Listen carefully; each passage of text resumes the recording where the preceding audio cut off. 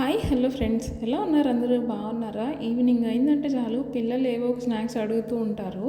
అట్లాంటప్పుడు మైదా పిండితో కాకుండా ఇలా బియ్యం పిండితో స్నాక్స్ చేసి పెట్టండి. ఈ వీడియోలో మా అమ్మ బియ్యం పిండితో చెక్కలు సింపుల్గా ఎలా తయారు చేస్తే ఈ వీడియోలో చూపిస్తాను. ఫస్ట్ అయితే బియ్యంని కడిగేసి ఆరబెట్టేసి మిల్లు పట్టించుకుంది.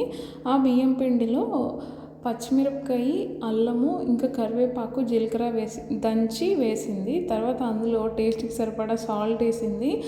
ఇందులో సాయిపప్పు వేసింది మా అమ్మ. కావాలి అంటే పెసరపప్పు నానబెట్టి కూడా వేసుకోవచ్చు. అవన్నీ వేసి కలిపిన తర్వాత ఇందులో అయితే వాటర్ వేసి కలుపుతోంది బాగా. ఇందులో వేడి నీళ్ళు కూడా పోసుకోవచ్చు. మా అమ్మ అయితే మామూలు చల్ల నీళ్ళతోనే కలిపేస్తుంది. ఇవన్నీ వేసి బాగా శుద్ధలాగా కలుపుకోవాలి మెత్తగా.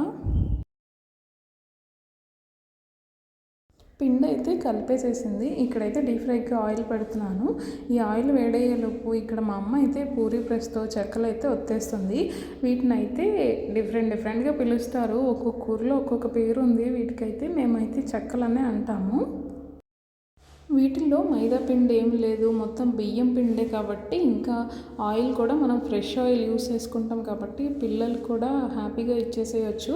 ఇంకా క్రిస్పీగా ఉంటాయి కాబట్టి వాళ్ళు కూడా ఇష్టంగా తింటారు. మా అమ్మ చెక్కలు ఒత్తేసిన తర్వాత ఇంక వీటిని అయితే డీప్ ఫ్రై అయితే చేసేస్తున్నాను ఆయిల్లో.